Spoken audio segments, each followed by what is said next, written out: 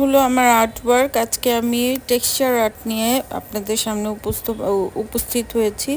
আমি প্রথমেই একটা কাগজে কার্ডবোর্ড নিয়েছি, সেটাকে আমার পছন্দ মতো সাইজে কেটে নিয়েছি। তারপর আমি ডিজাইনটা পেন্সিল দিয়ে এঁকে নিয়েছি। পেন্সিল দিয়ে এঁকে নিয়ে আমি বাসায় যত বাটি আছে সব নিয়ে চলে আসছি। বাটি, কাঁটা চামচ নিয়ে চলে আসছি এবং সেখানে কিছু টিস্যু পেপার আমি আগেই ভিজিয়ে রেখেছিলাম। ভিজিয়ে পানি নিংড়ে বিভিন্ন বাটিতে রেখে অ্যাক্রিলিক কালার মিক্স করেছি। অনেকে অ্যাক্রিলিক কালার দিয়েও করেন, সাথে একটু আইকা গাম মিশিয়ে নেবেন, তাহলে রঙটা সুন্দরভাবে কাগজের উপরে লেগে থাকবে। টিস্যু পেপারটা সুন্দরভাবে কাগজের উপরে লেগে থাকবে এবং রঙটা ছড়িয়ে যাবে না। রঙটা ছড়িয়ে গেলে কিন্তু একটার সাথে আরেকটা লাগিয়ে গেলে অন্য কালার হয়ে যায়, দেখতে খুব বাজে লাগে। তো আমি এখানে হলুদ, পেস্ট সবুজ, ডার্ক নীল, পার্পল আর রেড কালার দিয়ে কাজ করেছি। আপনি আপনার পছন্দ মতো একটার সাথে আরেকটা কন্ট্রাস্ট কালার দিয়ে আপনি কাজ করতে পারেন।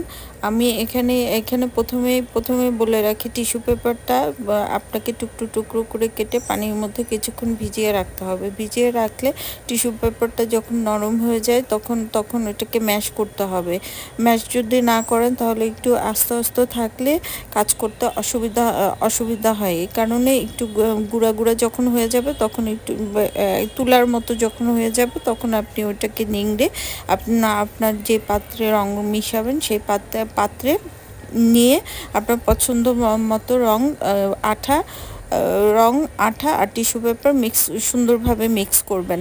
আপনার যদি প্রয়োজন হয়, যদি আপনি মনে করেন যে ঠিকমতো মিক্স হচ্ছে না, মিক্স হয়ে যায়, যদি মিক্স না হয় সামান্য একটু বাইন্ডার নিতে পারেন।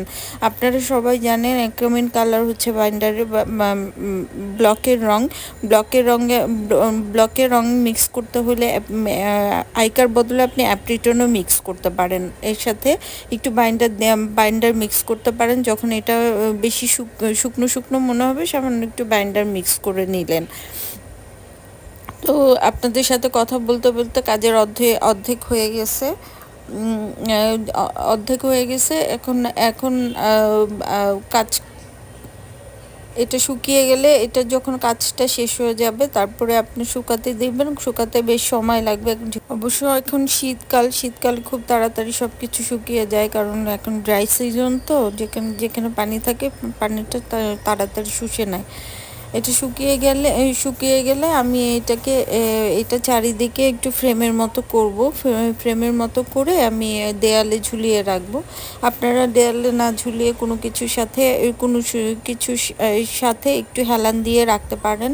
আপনাদের পছন্দ মতো যেভাবে আপনাদের ভালো লাগে সেরকমভাবে আপনারা ঝুলিয়ে রাখতে পারেন দেয়ালে, অথবা শোকেসের একটা জায়গায় আপনি হেলান দিয়ে এই জিনিসটা রাখতে পারেন আপনার পছন্দ মতো ইয়েতে।